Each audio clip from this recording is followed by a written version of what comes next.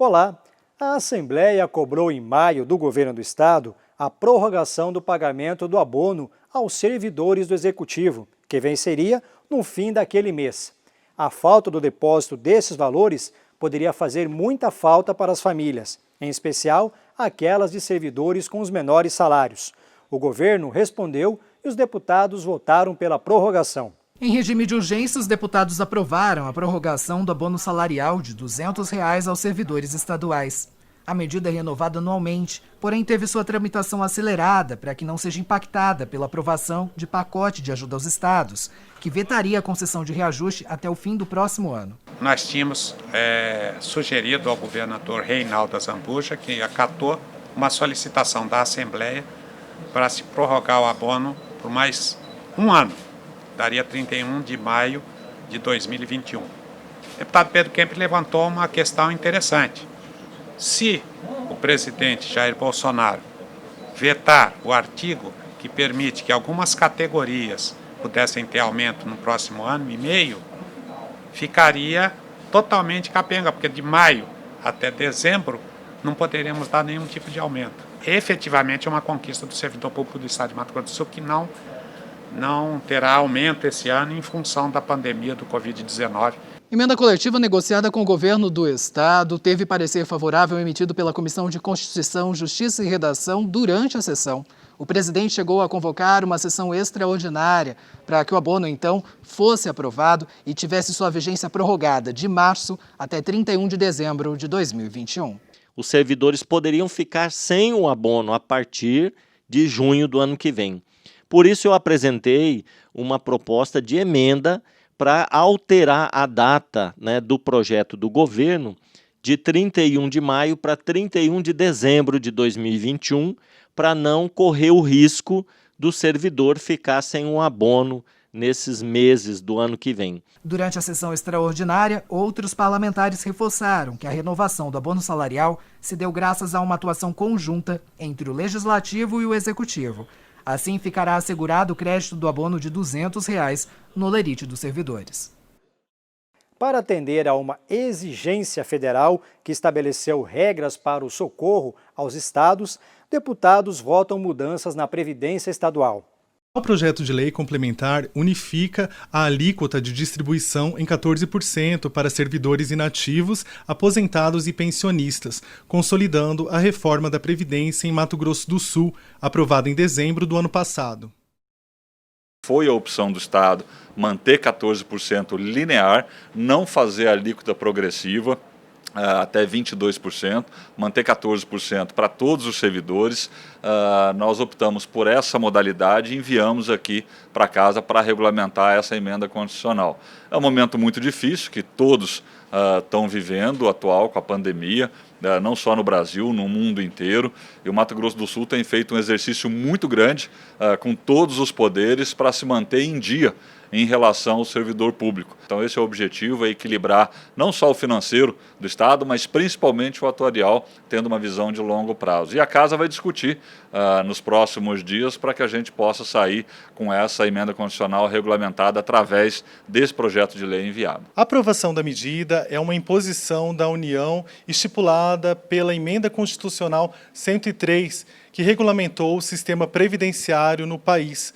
Com o projeto do governo, a expectativa é de uma nova redução do déficit financeiro mensal da Previdência em Mato Grosso do Sul, que hoje é de 28,9 milhões, segundo dados do Executivo. O projeto ainda autoriza a vinculação de outros recursos ao regime previdenciário estadual para recompor o déficit, entre eles até 100% do imposto de renda retido na fonte de aposentados e pensionistas e também 50% do imposto dos servidores ativos, além de aluguéis, royalties e até 30% dos créditos tributários ou que não caíram na inadimplência.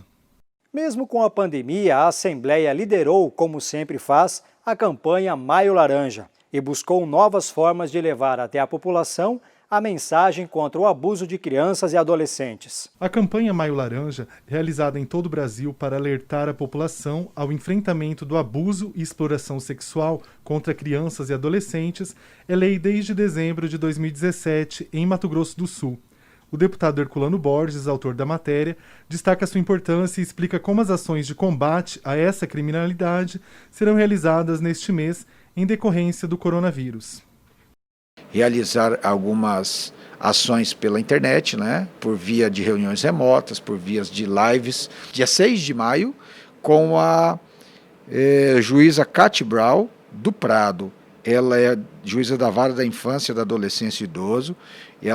Nós vamos falar sobre a atuação do judiciário no combate ao abuso sexual de crianças e adolescentes, né? Então essa live vai ser amanhã às 19h30 pelo meu Instagram, né? Herculano Borges, com H ali, @Herculano Borges, e também no Instagram da juíza Cate Brau. E na próxima semana, né, nas outras quartas, nós estaremos realizando live com a doutora Marília, né, que é a delegada também, que cuida, né, da criança e adolescente, da Polícia Civil aqui do Estado, com a Andréa Vargas, que é uma pessoa especialista no assunto também.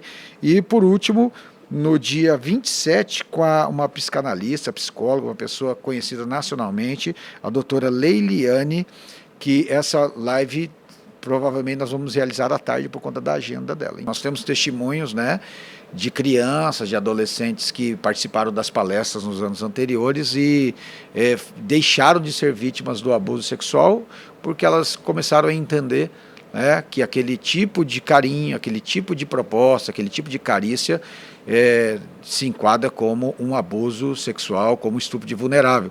E as crianças, adolescentes, fizeram as denúncias para os pais, para os professores, né? Então nós temos testemunhos disso.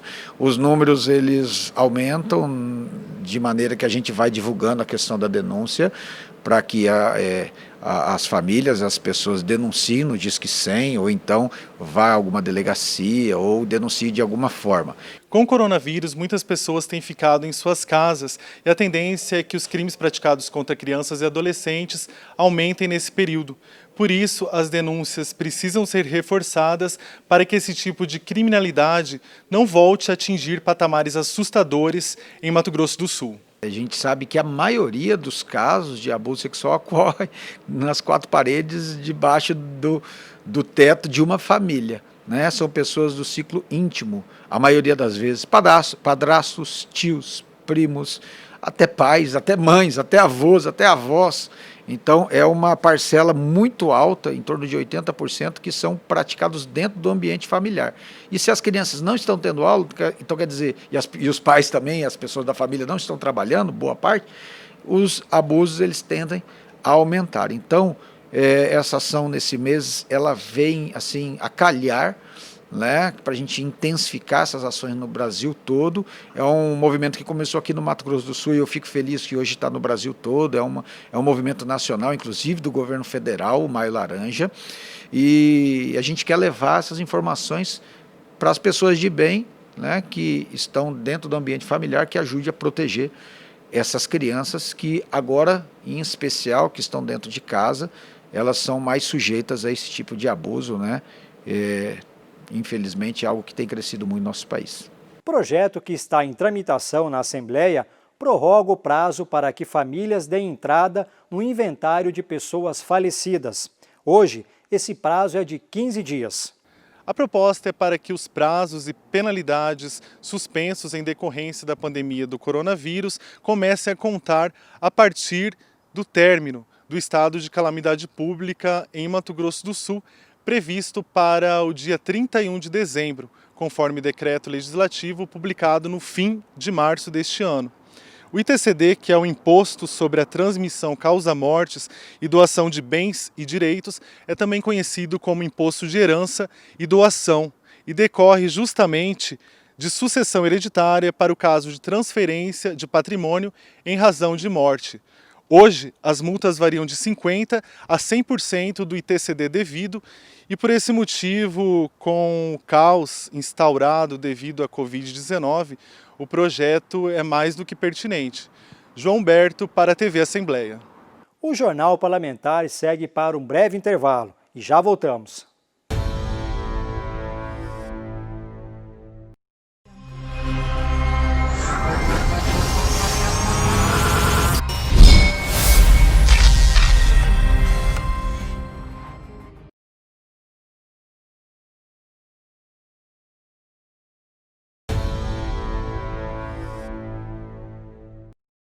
O deputado Renato Câmara coordenou reunião da Frente Parlamentar do Idoso para entender e avaliar o atendimento do governo do estado a essas pessoas durante a pandemia do Covid-19.